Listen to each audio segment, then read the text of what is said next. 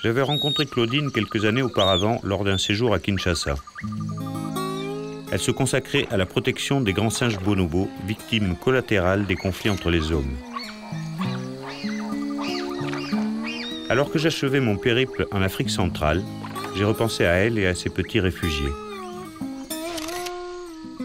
Je fus très ému et très impressionné par le travail qu'elle avait accompli entre-temps. Elle était parvenue à créer le paradis des bonobos. On les surnomme les hippies de la création, parce que les bonobos ne supportent pas les conflits et les résolvent en faisant l'amour. En clair, ils baisent à longueur de journée.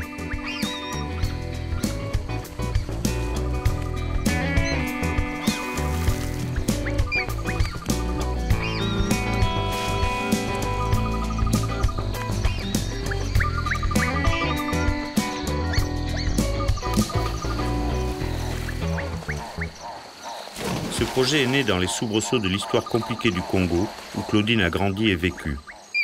C'est en 1997, lors de la chute du régime de Mobutu. La ville de Kinshasa est livrée au pillage. Ce jour-là, Claudine pousse la porte du zoo. Il n'y avait plus rien. C'était un désastre. Je suis rentrée complètement bouleversée et je suis arrivée chez mon mari et j'ai dit « Moi, il me faut au moins 50 kilos de viande, là. » Et puis il m'a dit « Mais ça va pas la tête, là, on n'a déjà rien pour nous. » Mais je dis « Oui, mais moi, il faut trouver. » Et j'ai tellement ennuyé les gens que j'ai finalement réussi à trouver de la viande quand c'était périmé et tout. Je ramassais les poubelles tous les jours. Je suis devenue une excellente mendiante.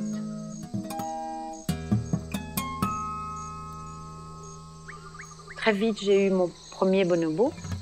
Et le directeur du zoo, il m'a dit « Mais ça, il ne faut pas mettre votre cœur là-dedans. » Il m'a dit « Parce que ça va mourir tout de suite. » Je me suis dit « Ce bonobo, je vais le sauver. »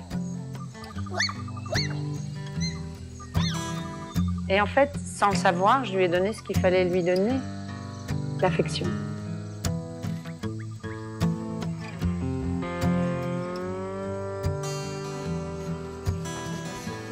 Le